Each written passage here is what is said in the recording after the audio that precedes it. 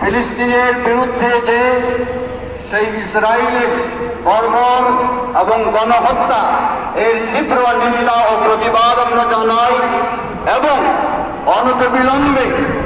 এই গণহত্যা বন্ধ করতেই হবে এ মর্মে সকল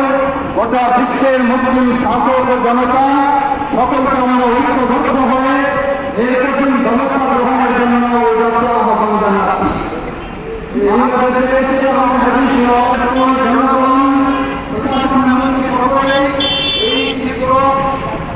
গণহত্যা এবং নির্মম গণহত্যার বিরুদ্ধে সকলে তীব্র প্রতিবাদ ও নিন্দা জানায়। একইভাবে বাংলাদেশ জমিয়তে আহলে হাদিস ও জমিয়ত সুলতানে আহলে হাদিস সেই প্রতিবাদ আগামী শনিবার বাংলাদেশে অগণিত অসংখ্য প্রতিষ্ঠান রয়েছে বাংলাদেশ জমিয়তে মানুষ হয়ে বানিয়ে দিয়েছেন শোষণ সেই নির্যাতিত সেই মজলুম সেই অভিশপ্ত জাতি তথা ইহুদি এবং সেই ইসরায়েলি গোষ্ঠী ও যারা তাদের সাথে রয়েছে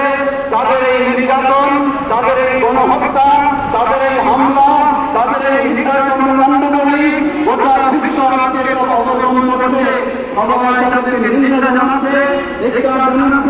সবাই তাদের বিরুদ্ধে নিক্ষেপ করছে। আমরা একইভাবে মুসলিম হিসাবে,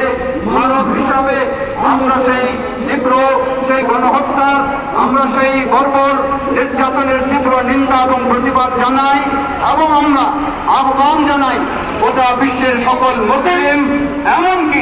মানব হিসাবে যারা রয়েছে এই মানবতা বিরোধী কর্মকাণ্ডের বিরুদ্ধে আমাদের সকলকে ঐক্যবদ্ধ হতে হবে। আমাদের সকলকে ঐক্যবদ্ধ হয়ে